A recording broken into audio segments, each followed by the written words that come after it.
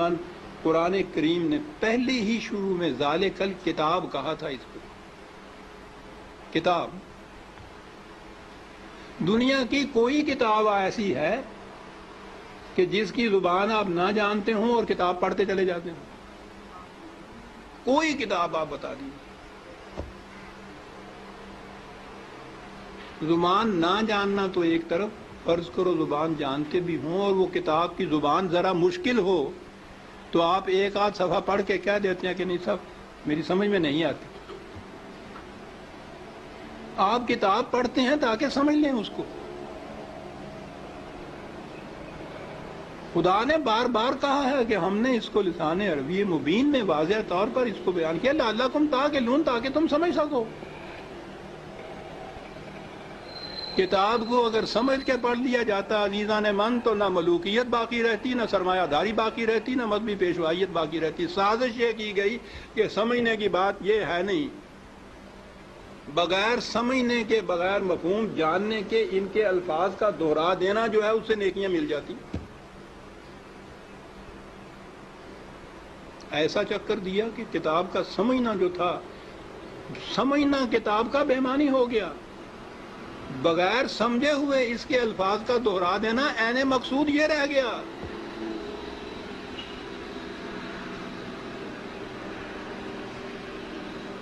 اعلیٰ سے اعلیٰ درجے کی کسی طبیب، حکیم کی، فلاسفر کی نسخوں کی کتاب، ہر مرض کا نسخہ جہاں لکھا ہو اس کے اندر، آپ اس کو سمجھے نہیں اس زبان کو اور وہ نسخے زبانی یاد کر لیں اور صبح اٹھ کے ان کو نسخوں کو رٹتے رہیں، شام تک بولتے رہیں.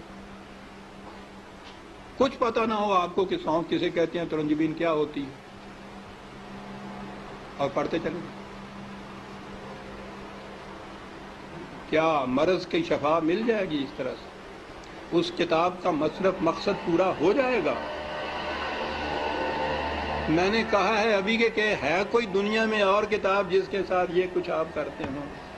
عزیزان من، اس کتاب عظیم نے کیا لیا ہے کہ ہم اس کے ساتھ یہ کرتے جو کسی کتاب کے ساتھ نہیں کرتے؟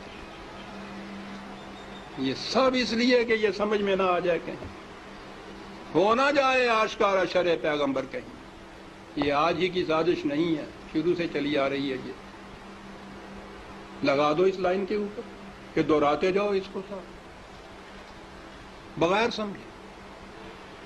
نہ وہ آگے جو امام کھڑا ہوتا ہے حافظ، اس کو پتا ہوتا ہے میں کیا لفظ دہرا رہا ہوں، نہ یہ سننے والوں کو پتا ہوتا ہے کہ یہ الفاظ کیا معنی رکھتے ہیں. دونوں ہی مطمئن ہوتے ہیں کہ ثواب حاصل ہوتا ہے اس کتاب کے ساتھ. کیا کی تو ہم میں اور ان میں کیا فرق ہے جن کے پاس وہ کتاب نہیں ہے؟ فرق یہ ہے کہ ہم دور مجرم ہیں. ہے بھی کتاب، اور کتاب کو اتنا، اس کو پڑھنا تو کہیں گے نہیں پڑھنا، تو پھر بھی وہ ناظرہ پڑھا جاتا ہے جو دہراتے ہیں. ناظرہ پڑھنا بھی تو یہی ہوتا ہے، الفاظ ہی ہوتے ہیں جن کو دہراتے ہیں ہم.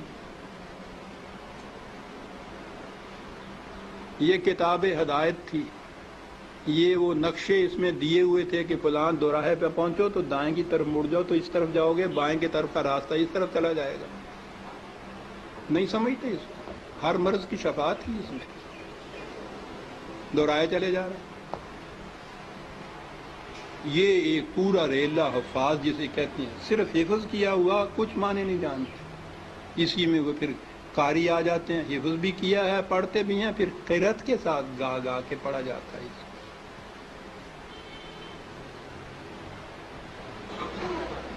قانون کی کتاب گا کے پڑھنے کی. قرآن میں یہ لکھا ہوا ہے کہ چوری کرنے والا عورت ہو، چوری کرنے والی ہو، جرم کے عوض میں اس کے ساتھ یہ سزا اس کو دو. اب اس کو آپ گاتے چلے جائیے قانون کو.